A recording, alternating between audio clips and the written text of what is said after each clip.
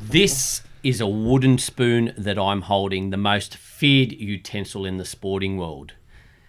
We are going to discuss which NRL team is heading for this item of unwanted trophy. Where? On this episode of the Kingsgrove Sports Center podcast. Well, I got most of it, didn't I? Almost, yeah. Actually, you know what? You stole my thunder a bit there because it's next in my notes. Welcome to episode 16 of the Kingsgrove Sports Center podcast. My name is Hamish Solomons. On my right-hand side here, your left, is the great Stuart Charlie. Morning, Hamish. And on my left, your right, is Charlie Carter. Hello. Freshly back from China. Yeah, been a couple of weeks now, but I'm still buzzing from it. Yeah, good experience. Amazing. 1,000, this is a word I can't say, 1,000th. It's good English. Grand Prix. Yes. Fantastic. Well, behind the controls there, we also have our main man, Nick. Back here tinkering. Hi, and guys. It's me. Pressing all the right knobs. Producer Nick. It's me. Nick, you want to run us through our socials? Sure, yeah. We're happy for you to join us on the podcast today, and remind everybody that we can be reached on Facebook at Kingsgrove Sports Center, Instagram at Kingsgrove Sports, Twitter at Kingsgrove Sport. Use the hashtag KSC podcast if you're trying to get our attention. If you want to tell us about something you enjoyed on the podcast, something you want to hear, something you topic of discussion you'd like to see. We are on YouTube. That's where you're watching us if you're watching us. We're also on iTunes or Apple Podcasts, Spotify. You can listen on kscpodcast.com, and we've been recently added to Stitcher. So anywhere you're listening to podcasts, we are there. And if we're not there, send us a message on what platform you might want us to be on, and we'll see what we can do about getting on there. What's your favorite social media platform? Given that there are so many options there are tons out of there. them. What was that? What was your favourite?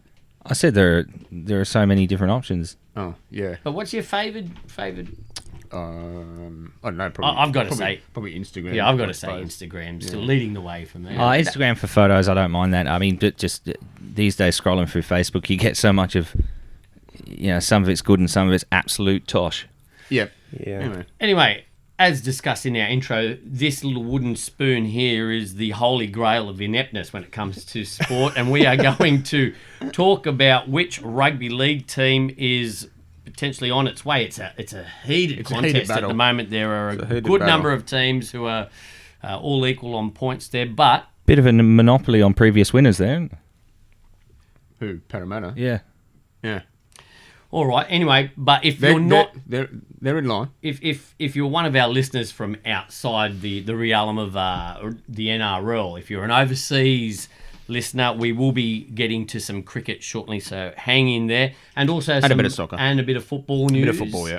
So, but without any further ado, let's have a little bit of a chat about what's going on in the NRL at the moment. Obviously, there's probably, I'd say, about 4 teams who are sort of out of the zone of the feared wooden spoon. Yeah. But for never before have I seen such a lineup of teams, Trying to win the wooden spoon, is that what you're saying? You'd almost think, the way some teams are playing at the moment, you'd think, yeah, possibly they're after it. Obviously, the Roosters, Storm, the Rabbitohs, and the Raiders are going along all right. The first 3 teams all on 12 points and looking pretty good. The Raiders had a bit of a worrying loss on the weekend, but always hard to win at Brookvale. I don't think they're going to be affected too much by Origin and that sort of situation. I don't think so. But Canberra needs to just win. How many games can they win away? Yeah. Well, that's a big generally one, going to be good at home. Not many people like going down to Canberra, especially in the middle of winter. They look a bit better, but you get to basically the last 7 teams, 1, 2, 3, 4, 5, 6, 7 teams, all on 4 points at the moment. Now, you were saying that when you're in that position at this stage of the year, 7 rounds now gone, if you've only won 2 games, you're going to struggle. Put a line through it. You're going to struggle. Go on holidays. So at the top of the list, we've got the Broncos. Now, they've just had their second win of the season. I feel like they've turned a corner, so I think we can almost cross them off the list. I Spoon. don't know. So as of last night, I heard that Roberts could be at the Rabbitohs before Thursday. Nicarima could be at the Warriors before Thursday. Interesting. So I'm not quite sure what's going on there. Like, so two pretty key players, you would have thought. Yep. And they're happy for, the Broncos seem to be happy for them to go now. Yeah, for me, the key there, they've got a very talented crew of young forwards who are, to me, on the weekend looked like they were starting to hit their straps and live up to their potential. And Milford obviously started to hit a bit of form, and that changed things a bit. Yeah, if they're forward pack. So it was the first time that they had their basically their top group of forwards all playing together. Yep. So I think if they keep those guys on the park and they perform, that gives Anthony Milford the room to to play his game properly and produce. I mean, obviously Milford needs to play consistently, I think, for the Broncos to play well. Yep. So yeah, I mean, it's just interesting to see, like, if Nicarima does go. Yep. Who plays in the halves with him. They're talking about Boyd or Bird. They've got a couple of good young blokes. They've got a couple of good young blokes there, but obviously they don't have any NRL experience and they're quite young, so it's when they put either one of those experienced guys into the halves, and we'll see how they go. It's always going to take a little bit of time. New coach. Yeah. I mean, massive pressure on Anthony Seibold. That's not really seeming to affect the Rabbitohs, though, at the moment, is No, it's not, but I think the Rabbitohs probably had a better squad together than maybe what Brisbane had. So yeah, I don't think Brisbane will come last. No, I think they're safe. I think they're not going to win the wooden spoon. I think they're fairly safe. The Knights are next. Now, they may have turned a corner because they've also experienced their second win, but the heat is certainly on them for me. I think they're a chance. I think they're a chance. So, played well against Parramatta on the weekend. At home, big crowd. Yeah. Again, it's how well they play at home. But they've lost a few at home. They have lost a few at home. Again, I mean, they've got a fairly decent squad. It's just obviously they're new and they're just, they keep having to try and establish those combinations. So perhaps the more they play together throughout the year, they'll obviously hopefully get better for their sake and for Nathan Brown's sake. There is another little competition that I always have during the NRL season, and that's the coaches and who's going to be first to go. He's probably feeling the heat more than anyone at the moment, isn't he? Yes, he is. But anyway, they had the win, so a little bit of that heat off. The Warriors. If you're a Kiwi, you'd be worried. Who knows with them? Yeah. You never know with those blokes. They'll put on a magnificent performance one week and just be deplorable the next. Yeah. So, look, I fear for them, and I think they're probably just going to continue with that inconsistency. But there's a seemingly big lack of experience. Well, I picked them to consistently be inconsistent. Right. Yeah. Okay. It's interesting. Yeah. And the Titans. Now, here's my tip for the wooden spoon. Yeah. I'm not even gonna pencil them in. I'm getting you got the texter out. The big texter out. And you're writing them down. I was watching them. They shot out to a 12-0 lead early against your team, the Tigers. Yeah. And I thought, off the back of a couple of wins and a big win against Newcastle the week before, I thought, this team is on the rise. And then they just absolutely showed nothing for the remaining sort of 60 minutes of the game. We put three tries. We put 3 tries on back, 3 tries in 12 minutes. So, which is a pretty standard Tigers performance. Just watching them play, I really felt, there's not a lot on offer there. Some of the good players that they do have, they're going to lose as well during Origin period. So, I think they're my team. Panthers are next. Gus is gone. They didn't win on the weekend, but they looked a lot better. I feel they're one of these teams that are going to probably get a little bit of momentum at some stage of the season, put a few wins together. But again, it depends. I mean, it depends around that Origin time. If Maloney and Cleary are the halves, that's going to affect them. They might lose a few other blokes as well. I think they've got a few younger blokes. They've probably got in the wings. maybe, They've yeah. always got a few good halves, sort of ready to put their hand up. Yeah, I mean they should be going a lot better than they currently are. Their squad's much better than where they are, so they need to be performing better. Yeah. And there's obviously going to be plenty of pressure on Ivan Cleary. Now, what could have been the grand final for the Wooden Spoon was played out on the weekend between the Cowboys and the Bulldogs. And the Bulldogs probably upset a few punters there or tipsters and knocked over the Cowboys. You're still coming Yes, last. they did. You're still coming last, though. Equal last with seven other last. teams. Well, I yeah, like but you to look at it. listed last for and against. Yes, but we did beat the Cowboys on the weekend. Right. So that can only signal some issues for the Cowboys as well, but they've still got some pretty good players. I think so. I mean, the big key for the Cowboys is Tamalolo. If Tamalolo comes back, they're a better team. Well, he is coming back. I think he might be back this week. I think there was talk that he was going to play on the weekend, but didn't quite get there. So that was good news for you blokes and the Dogs, and you got up. I think but he's a massive key for them. He goes a lot better. Takes probably a little bit more pressure off Michael Morgan. So Yep. And I've got the Bulldogs. They are technically on for and against or points differential. Yep. At $126 to win the premiership. Value. I think that's pretty good value. Good value. And they'll probably go all the way from here. Yeah, good. Stuck 50 on it. You're an Eels supporter. By proxy, yeah. Yeah. So look, they've had an amazing couple of weeks, haven't they, the Eels? Yeah. Well, look, the opening of the new stadium was something to behold. Yes. I've spoken to people from both fan sets who were at the game or watching the game, and the stadium and the facility looks great. And having driven past it myself a few times this last week, it does. It looks outstanding. It looks a great facility. But having a great stadium is not going to win you the NRL. You know, it's not going to win you the premiership. Not when you don't play there every week. If they continue to play the way they did. Well, if they play the way they play the way they played against the Tigers, you know, winning by 45 points, and absolutely bossing it, then they could go a long way. But that's the thing about Parramatta Eels over, well, how long? They just flatter to deceive, and they follow up. They follow it up to, you know, losing to Newcastle, someone that you're tipping that might be a wooden spoon specialist. Well, a week ago they were specials, Newcastle Knights, and then the Knights have come and knocked them off 28 to 14. So welcome back to Planet Earth, the Eels supporters. Back to life, back to reality. Yeah. Now, the other factors that will come into play are obviously injuries. Yeah.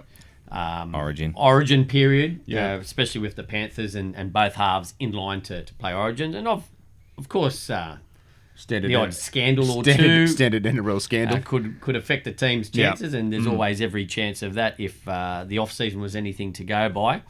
But my money's now firmly with the Titans, boys. You want to commit to one of those? See, because I'm not that knowledgeable about the NRL, and we're just under a third of the way through the season. There's so much rugby league to play that it's difficult to make a prediction. I mean, if we're doing it just for poos and laughs, then I'm going to say Bulldogs. I know that'll upset you, and I'm not saying necessarily I want that to happen. It doesn't upset me. I mean, but we obviously. I tell you what, why don't we make it interesting for the viewers or something? If the Eels end up as wooden spoons, I have to get you a drink or something, and hang on the Bulldogs. If you end up as wooden spoons, you blokes have tanked badly. The Eels are on 8 points. Anyway. They'd have to not win again. We mentioned that the Sharks, all those 7 teams are vying for this wonderful item of ineptness. The Sharks are on 6, and they've seemingly got millions on the bench at the moment. Yeah, they've got all their salary cap on the bench. One would basically assume Bryden's worried. Once those millions come off the bench, they'll be all right. They'll be okay. Yeah. Whether that makes them. They will struggle to make finals, possibly. I don't know, because there's a few long-term injuries in there, but they'll hopefully be getting a few bucks back at some point. So, as a Tigers man, how are you feeling about the team? Up and down, always. Up and down, the Tigers. Pretty standard. We lost by 50 the week before and had a pretty good win on the weekend. Which was just, that was obviously that's whenever you lose, whenever you get 50 points put on you, you're disappointed. But obviously that was off the back of beating Brisbane the week before, in Brisbane, no matter how badly Brisbane are going, then they're always hard to beat up at home. So that was an awful performance. And then, we took the game at the Tamworth and we played well and we beat the Titans, which we don't have the greatest record against the Gold Coast, to be fair. So that was pretty good. Yeah, we're just inconsistent as always. So we need to try and put some Eels next as well. Wins together. No. I think we play the Eels again. Eels are up against St. George. That's the Dragons, which will be a good game. Who do you go for? The Tigers. Oh, oops. Eels and Dragons. That'll be interesting to see how that goes. The Dragons. I think they'll come good. The Dragons. Oh, well, they won't come last. Yeah, but they're not winning the comp either. The competition's just too hot for last place. I think it's tough for some of those teams. They're underperforming because usually at this stage of the season they're winning the comp. Yeah, Yeah, true. So disappointing year for maybe the Dragons will actually peak at the right time for once. Now, if we look at the uninteresting end of the league table up the top, money's on the Roosters. Well, yeah, yes, yeah, money's on the Roosters. I just, for some reason, I have this little cushy little warmth for the Rabbitohs at the moment. As much I have no warmth for the Rabbitohs, but I think they're the danger team. Melbourne are not playing. Melbourne are not playing great football. Plus, with James Roberts, if he turns up, that's coming into the fold there. Yeah. Speaking of the Rabbits, this is only a rumor at this stage. Obviously, there's always scuttlebutt around the scuttlebutt. Yeah. What? Has that word ever been used in life? That might be. Yes. Yeah, definitely. I know it has been. Like in the last 50 years. It might be a podcast. Not in this. Hang on, let's not gloss over. What is scuttlebutt? Like rumour, like just gossip, rumour. You know that word, right? No, never heard it. I've heard it. Yeah. I've heard of it. Back just not long after I was born in the early 70s. I'll give a throwback though to that's Stuart's second milestone that I can remember using a word that was questioned on the podcast. Cause maybe this is a thing. What was the first one? You said cock a hoop one time. I've heard of that. Yeah. I think I put it in the title. Happy. Scuttlebutt. He is a wordsmith, so let's not be too surprised by what he comes up with. So, Latrell Mitchell. Yep. Oh, he's been talking about possibly going to the Rabbits to take the Greg Inglis spot. More the Greg Inglis mantle. Yes, I would basically, say. yes. Mm. But that's not until next season. Yeah. So or the season after. I don't know. But I wouldn't be surprised if the Rabbits do go quite hard at. Yeah, it'd be a good fit. Yeah, it could be. Yeah, and I'd like to see the Roosters lose someone. Yeah, it'd be good rather than gain someone. Yeah. In saying that, they've got a bit of room still left in the salary. They've got plenty. The players they volunteer at the Roosters. Yeah, exactly. All right, that's probably enough on the NRL. It's probably time to head on to some cricket. Obviously, one of our favourite subjects here on the podcast. Now, Stewie. Mm-hmm. Last year, the ICC released their 5-year FTP, Future Tours program. Yep. And there's been some changes to the Australian schedule, particularly coming into next Aussie season. Yep. And amazingly, at this stage, it looks like there will be no ODI games within the Australian calendar for that sort of 2018-19 period. Yeah, 1920. So so this is 1920. Yeah, 1920. So this is an interesting one because obviously, so there's obviously with the Australian summer, we're not on our own in playing in that in those calendar months basically. There's a lot of other New Zealand, South Africa, India. There's lots of other countries that play in that over that summer period, and we've been lucky to sort of maintain our schedule as it has been. But so with these ODIs, we're basically scheduled to play India in 3 ODI games in India. And I think... And that was after 3 ODIs beforehand versus New Zealand, and that's been changed as well. Possibly. I'm not 100% sure on how it's all going to work out. Obviously, Cricket Australia is trying to maintain our summer as it is, but basically it's sort of in mid-January when we're generally deep into one day cricket in Australia. the Aussies are sort of scheduled to be in India playing one-day games. And Australia sort of asked India, oh, look, could we push that back to play that in March? Yep. But India have gone, no, we can't do that. We've got, I think they've got South Africa coming around March to play ODI games and possibly some tests. But then they also need to, they say they need to give their players a 15-day break before the IPL starts. Yep. So they don't want to move it. Which then possibly puts us into a bit of a pickle. Yeah, well, it's created a number of sticky situations. Because obviously, if our best players are overseas in the middle of our summer, it's obviously going to be a completely different situation. There's maybe some ways around it, or you could look at it. Well, the Big Bash will be on. Yep. So there will be cricket on, and that'll take focus like it normally does anyway. But there's some other financial implications in terms for Cricket Australia, and the fact that there's no one-day games. Fox Sports is not overly happy with that because they've paid to exclusively show one-day games in Australia. And that only just started last year. If they're looking at not having any one-day games in, then it's like, well, what do we pay? What do we pay the money for? Yep. Well, they'll broadcast the ones from India, surely. They will, but it's not the same as broadcasting the ones in Australia. So, and that's what they paid for. They would all they purchased their separate rights to show the games in India. That's a different contract. They paid to exclusively show one-day games in Australia. But that's the big one. An Australian summer without any ODI stuff. Yeah. This hasn't happened for such a long time. For me, it's not a great loss because I kind of started to lose my interest in the ODI format over the last few years. But as far as income... How are attendances? I think they're still okay. I think they're still all right. Now, look, it was India as well, so last year. So, it depends on who's coming. So, most of the crowd were Indian. Yeah. In Australia. In Australia, you get a big boost there. So, look, it depends on... So, obviously, if we're playing New Zealand... I think we still will play against New Zealand because if they can be at the beginning of January... They might be all right. Yeah. The latest I've read is that there was, within January 2019 and to January 2020 period, there's meant to be 3 tests and 3 ODIs. That was originally slated a year ago when this came out. Yeah. I hear with the issues and they're trying to reschedule and move things around, I see that those ODIs against New Zealand have now been scrapped, if I'm not mistaken. Right, that's why now there's absolutely no ODIs in Australia. So that's going to be... The good thing is plenty of test matches. Yeah. Including a test match against Afghanistan coming up. Yeah, right. Oh, wow. If I'm not mistaken, that will be in... Are we playing them here or are we playing them there? I think we are playing them at some point. Yeah. I think we are playing them at some point. So that will be...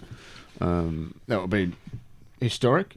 What have we got? 2 tests against Bangladesh. It's in there somewhere. States. Yeah, so I mean, it's obviously hard to work out these schedules because they go for a long time and they've got to fit everybody in and because they're now coming up. The Test Championship starts as well, so you've got to play everybody home away, that sort of thing, and also the One-Day Championship as well. This is what this is part of, so you've got to do that. You've got to try and fit everything in. So it is difficult to put everybody together. It is a core issue, the muscle flexing that goes on between the BCCI and Cricket Australia. Possibly, that's obviously one thing. Is it Australians' stubbornness to have a schedule as rigid as it is? Test one-day games during that time in Australia. Are we going to have to learn to be maybe a fraction more flexible? I'll just quickly run through what the schedule is like here for the next period coming up. Obviously, June, July, we've got the World Cup in England. Can't wait for that. Yep. Australia shaping up nicely given our recent one-day form. Yeah. Obviously, some big emissions. You talked about that in the last podcast. Yep. Then we've got, this is the thing that excites me the most. We've got the Ashes series, and obviously we'll have some fun doing our podcast during that Ashes period. Hopefully. Especially with you fine young pommy fellow. October, not so young anymore, mate. October, now you might have to just because schedules have changed, as we know, and this was done a year ago. 3 T20s against Bangladesh. No shortage of T20s, international T20s. 3 T20s versus Sri Lanka, November-December period, including 2 test match or 2 tests and 3 T20s versus Pakistan. Yeah, that's in Australia. Yep. No ODIs, as we've mentioned before. Then 3 tests versus New Zealand, including the Boxing Day test matches and obviously a test match in Sydney. Yep. That'll be good. That is a series that really holds quite a lot of intrigue for me because the Kiwis good team. Are a very good team. Then we were meant to be going to India for 3 ODIs. So that's happening. In doubt at the moment. I think that's happening. I think we're going there. So February, 2 tests against Bangladesh. Yeah. And then we have 3 ODIs, 3 T20s versus South Africa, February, March. That'll be in. I think that must be in South Africa. March 2023 T20s versus New Zealand. A lot of these sort of games here. Now this one-off test versus Afghanistan, November 2020. I don't know whether that's changed because I read somewhere else that might be a bit early. Anyway, watch this space. Doesn't appear to be locked in just yet.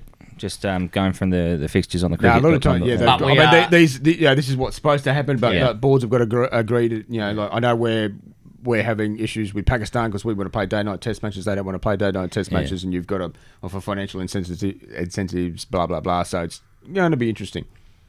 But we are definitely playing the Afghans in a test match. We will play them at some point, and obviously we'll go into that game as massive underdogs. Yes, could do. Yeah. All right, now, honestly, one of the things that always intrigues me with world cricket is where the other nations stand. Is it the WCL, the World Cricket League? Yeah. They've obviously just recently had their tournament to try and work out who's up there and who wants to get ODI status for the next period of time. Yep. That's all played out now. Done. And we have 4 teams now with ODI status. Stewie, you want to run us through who did the deed there? In that tournament, I think they played... I'm not sure when they actually played that, but we've got... So the teams that came through were Namibia. Yep. Probably no great surprise there. Not great. No great surprise. Oman. Yep. Papua New Guinea have got their ODI status back. They've had it before. They've got it back. They were the big shock, weren't they? Yeah. They sort of had a bit of a surprise victory and other results went their way. And then also the United States of America. Oh. Should I start playing the national anthem or something? Nick, you can stand and applaud. Nick, stand and applaud. How do you feel, Nick? That's pretty interesting. So I guess that means the United States has a national cricket team that's now in contention for this, or I guess in the running to play ODIs. Well, Nick, you may not know this, but in the last round, Canada actually saw off the US in the North American Derby. Now, why that game is quite significant is that was actually the first ever international game of cricket. It was not Australia versus England. Oh, right. It was Canada versus US. The US. And what year was that? Was way back. We're going just a little bit before I was just before you were born, Hammer. Yeah. So obviously with those 4 teams, they also join Nepal, Scotland, and the UAE, and they're now guaranteed 36 one-day games between now and 2021. There you go, hey. So they'll be playing 36 So the might of the might of the United States are back. Canada's probably a bit shocked and upset at that result because Canada they've been in a few World Cups. Yeah. And obviously these teams now will have a chance to vie for a World Cup spot 2023 in India. Yeah. They'll obviously have to. I think they'll have to be like in the inside the top 10. I think that's how it works. And if I'm not mistaken, Canada and Hong Kong still may have some sort of outside chance of, vying for one of those spots. Yeah, I don't know how that's going to work. Anyway, the table at the end of the competition, Oman first, Namibia, USA in 3rd position, Papua New Guinea in 4th position, sneaking in over Canada and Hong Kong. Just with Hong Kong, pardon my ignorance of this, are they not part of China? Wouldn't that be a Chinese cricket team?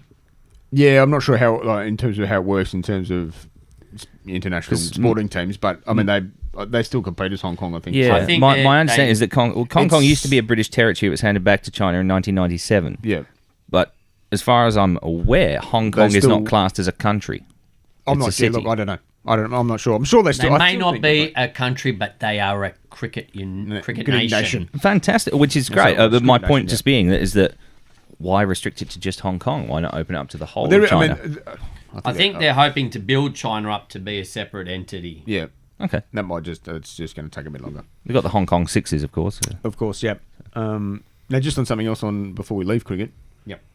We had the Big Bash retirement of an Australian cricketing legend. Can I be so bold?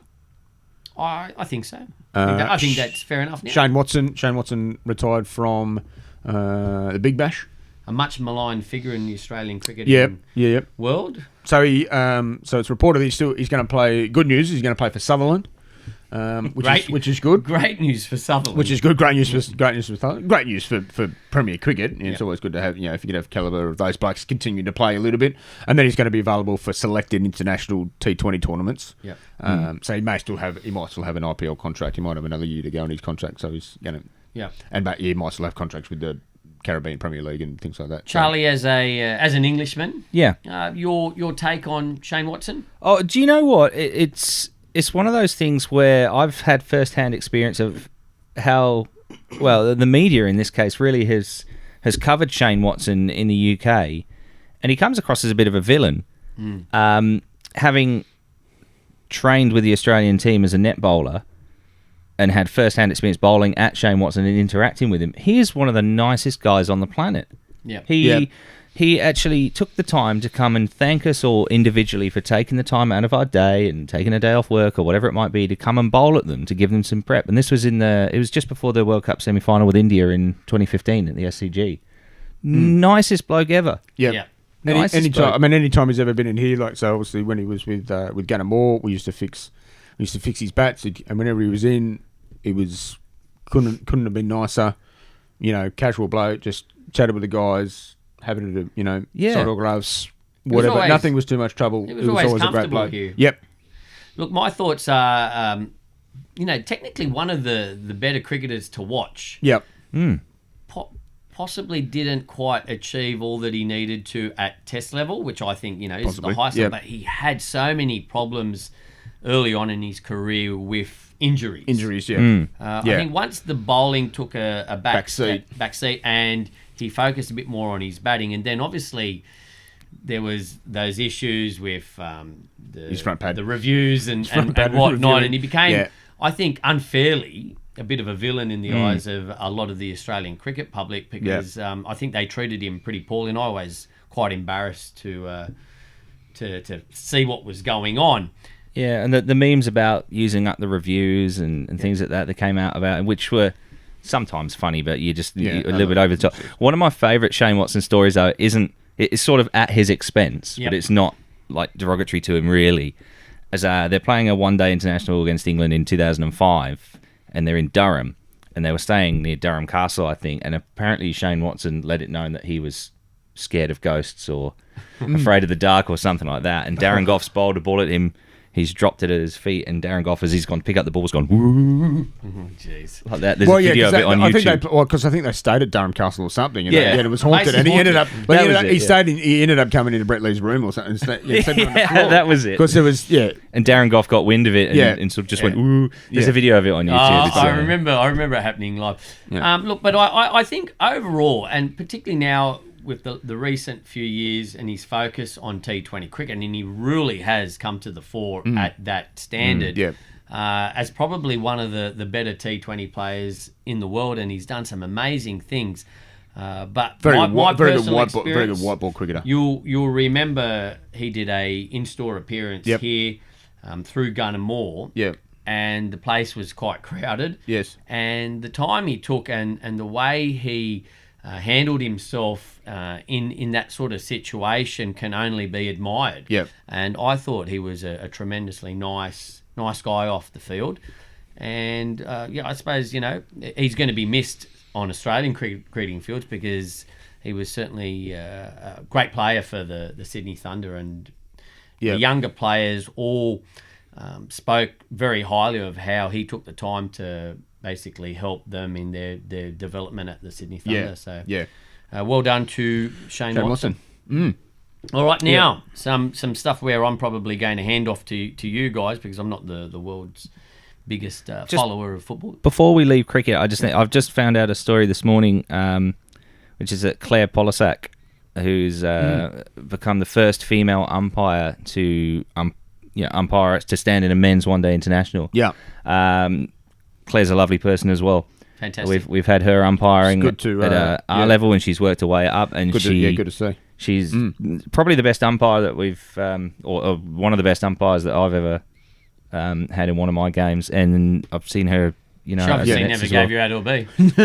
And she could have, but she correctly did not. Well, the question is, did she, when he was bowling, did she give a couple of LBs? I mean, gave a couple. Yeah. She didn't need to. I nicked them off, mate. Sorry. Sorry. Yeah, but no, congratulations, Claire. Well done. Good result. Okay, sorry. All right, football time. Yep. Or soccer. Football. A-League.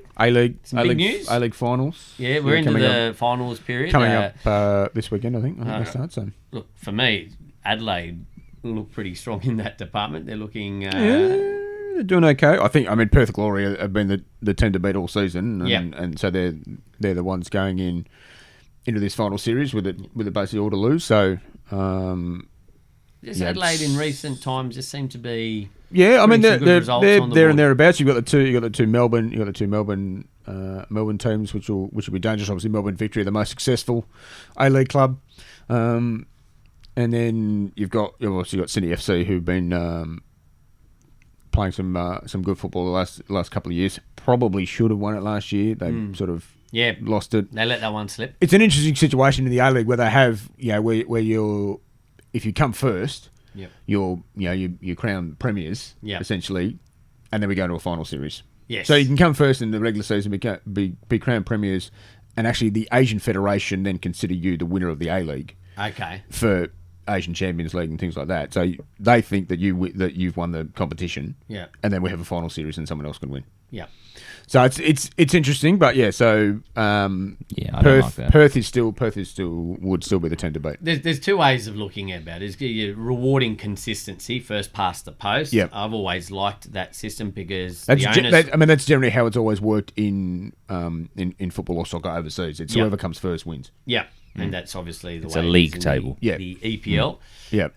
But in saying that, then it's like, right, you're a good team, but how do you perform under pressure? Yeah. When it most counts. Yeah, we always change. I mean, Australians always have had a final series. Yeah. We always played. Right, it's a good way to make a bit of extra dough, isn't Exactly. it? Yeah, and it's sort of combining the league system with a knockout system, which is where in Europe they'll have separate competitions. So Champions League. You got your domestic league, and then say the FA Cup in the UK, FA Cup, League Cup, the French Cup, and the UEFA Cup, Champions League. What's the cup in Spain called? I can't remember. The Copa del Rey. Yeah. Copa del Rey. Whatever. That's it.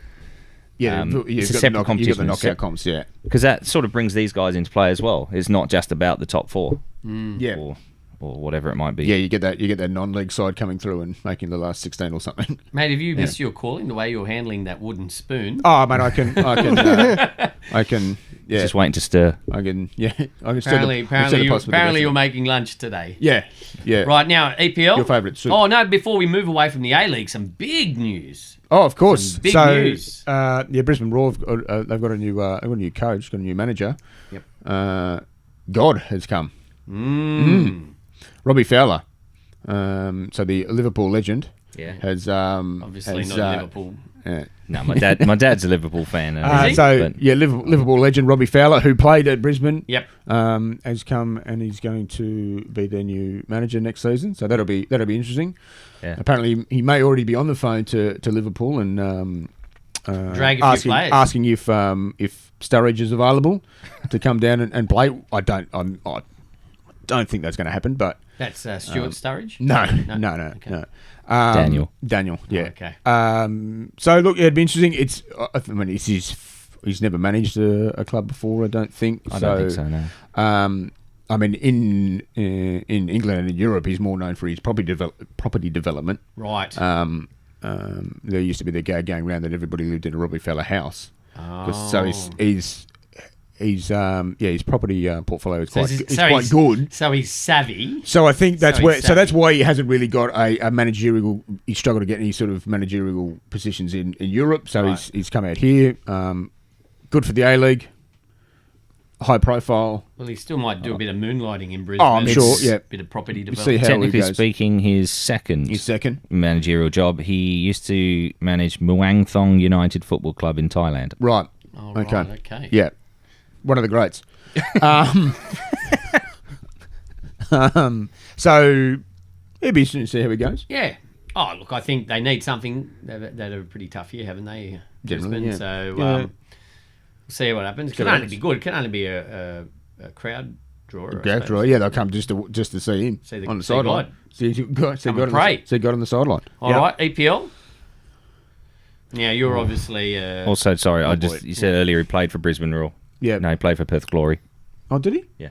He played for North Queensland Fury. Remember that conversation? You saw we had that conversation yesterday. Yeah, right. Yeah. I thought he played for Brisbane. Unless North Queensland Fury turned into Brisbane Roar, but I don't. No, I don't think so. All right, played for Perth Glory. There you go. Anyway, sorry. That's okay. The EPL, there is 2 games to go, Charlie. Is that right? Yeah, or 2 or 3. Yes, 2. Two. Basically, there's a race to miss out on the top 4 between Tottenham, Chelsea, Arsenal, and Manchester United. Every team is trying to. I do not care. I do not care about. I do not care about that. Hang on, wait. We'll get onto your mob in a minute. There is a race to miss out on the top 4. Now, this is a bit of a deeper story, really. I mean, I'm nervous as a Tottenham fan. We're currently sitting in 3rd place, and we've got the advantage. But we like to throw things away from positions of dominance. In fact, it's annoying me at the moment. They keep replaying things on YouTube about the greatest ever comebacks, and it's usually at the expense of Tottenham being 3-0 up and losing. Oh. Yeah, chokers. That's pretty much it. There's a saying, being Spursy. Oh, okay. Being Spursy. That means to choke? That means to choke. Or the gas truck is pulling up. Well, that's probably a bad term to use with Tottenham, given their... you're obviously unaware of their background, so... Yeah. All right, 2 games to play. Tottenham are 2 points ahead of Chelsea in 4th place, 4 points ahead of Arsenal, and 5 points ahead of Manchester United. So 3 points available for a win. Technically speaking, if we lost both of our games and the others won, we could, fall as low as 6th. I don't think that will happen. I think we're too strong for Bournemouth and hopefully for Everton as well. The problem is, one, don't you? I'm not too bothered about Arsenal at the moment. If we get 2 points, they'll lose. We'll guarantee to finish above Arsenal if we get 2 more points. Chelsea has me worried because we're only 2 points ahead of them. That's right. You only got to finish 4th. No, we don't. No. This is where it gets interesting. This is where I'm talking about, because if Arsenal then go ahead and win the Europa League, yes, and finish outside of the top 4, because only 4 English teams are allowed to go into the Champions League, Arsenal will go to the Champions League at our expense. Now, nothing would be better for their fans. Nothing would be better for their fans. Miss out. I mean, at the moment, we're doing our best Spurs impression. We're being Spursy. We've lost something like 6 of the last 10. That's okay. Arsenal, however, have lost 3 this week, and that warms my heart. It really does. In fact, when Leicester beat them the other day, I heard the crowd chanting Tottenham Hotspur, they're laughing at you, which is quite nice, but we're not there yet. When we're there, then I'll celebrate. Now, the race for the title, the form at the moment, the last 5 games, is 100% record for both teams. I think it even goes back further. I think City have won 10 in a row. Liverpool have won 8 of the last 10 and drawn the other 2. I think we've won 10 games in a row or something, or maybe 12 games in a row, but I think that includes Champions League. So 2 games to play. Liverpool, who are they playing? I don't know. I just need it to be over. It's just it's killing you. Yeah. You've only lost 1 game all year. Do you get up and watch? No. You're not. I need to be. I need to be relaxed. Otherwise, I'd be like a nervous wreck. So. You're away to Newcastle in the Premier League this weekend. Yeah, and then you finish against Wolves. Now that's not an easy game. No. I don't think both of those games are not easy. I think Wolves have beaten Tottenham, Chelsea, Arsenal, and Manchester United this year. Plus we've got Barcelona in between. Who have Man City got? Man City have a little bit easier run in, I believe. Well, Leicester's not going to be easy, but they're at home. And hang on. That's the FA Cup final, sorry. And then they finish against Brighton. Now, Brighton are relegation candidates, so that should be nailed on. Hard luck. Thanks, mate. Yeah. You need Leicester. You tried hard. You need Leicester. You need Leicester to pull out a draw or something like that. We drew too many games. Yeah, you've only lost one, which is an incredible record. It really is. You lost one game the whole season. So far. Yeah, so far. Right. We could end up losing 3, who knows? I mean, there was a newspaper article yesterday that made me laugh that said, Liverpool have now eclipsed Arsenal's Invincibles team of 2003, 2004. I'm thinking, no. Yeah, that as in points. In terms of points. Yeah. Okay. Well, Manchester City are 1 point ahead of that and also got 100 points last year in the Premier League. Yeah. Where's the story about that? Look, it's hotting up to be a really good race for the end of the Premier League. For us both as well, the Champions League is huge. You guys have got a really tough ask against Barcelona. Yeah. Tottenham have got a tough ask against Ajax, especially with the number of injuries that we've got. Now, I will be getting up early tomorrow morning to watch that, but I will be bricking it. I was trying to find a way of saying that politely. He'll be nervous. He'll be nervous, yeah. Something bricks. It'll be a tough. Yeah, now... they're all tough, aren't they? I really should have set up a camera in my living room for the second leg against Manchester City in the last round, because the emotions in that game, you would have been laughing. I went from screaming no. In fact, in the first 10 minutes of the game, the only words I said were yes and the F word. And not necessarily... Like in the second minute, it was the F word. Then in the 7th minute and the 10th minute, it was yes. And then 1 minute later, it's the F word again. So many different colourful combinations. Remarkable. That's sport for you. That's the beauty of sport. That's the beauty of sport. And that's before 6:30 in the morning, and the neighbours, I'm sure they were really happy. But for Tottenham to make... she'd gone to work by that point. It's probably good for her. Luckily. For Tottenham, it's amazing that we've made it to the semi-finals of the Champions League, A, because it's Tottenham, and B, because of we were 12 minutes away from going out in the group stage. I think we only got 1 point from the first 3 games. Yeah, and then you were almost out. And we were almost out. It took Inter Milan drawing. Thanks to and we apart from that, I'm talking about like in the last game you were done. You were gone. You were out. Yeah, and then thanks to some technology, and you're back in. How good's VAR? Yeah. Spurs changed to what about these soccer nuffies? Honestly, I feel like a tennis umpire here. Did you watch the news? I thought you would have at least seen the remarkable result. I'll explain it to you later, Hamish. We haven't got I have 3 children. Doing other things. I'm sure that tomorrow, watching the game, I'll be sweating like a pregnant nun. It will not be a comfortable experience at all. Right. And on that note, we'll finish. There's got to be one line every show. Sorry, Nick. Little message of political incorrectness there. So I think that brings us to the end of the Kingsgrove Sports Centre podcast number 16. Our numbers are getting up there. Yeah. Nick? Yeah. It's good. Chugging right along. Now, thank you for listening or watching. Please feel free to follow us on all of our social media platforms. They'll probably appear on the screen. They will appear on the screen, but if you're listening and not in front of a screen, they're Kingsgrove Sports Centre on Facebook. On Instagram, we're Kingsgrove Sports. Twitter, Kingsgrove Sports. Please use the hashtag KSC Podcast when you're reaching out to us. And don't forget Stitcher. Don't forget Stitcher. Yep, we're on new podcast platform, Stitcher. Listen to us there. Always join us. Watch us here on YouTube. Listen on iTunes or Apple Podcasts, Spotify, or at kscpodcast.com. And us dingoes will be back in a couple of weeks. Thanks, guys.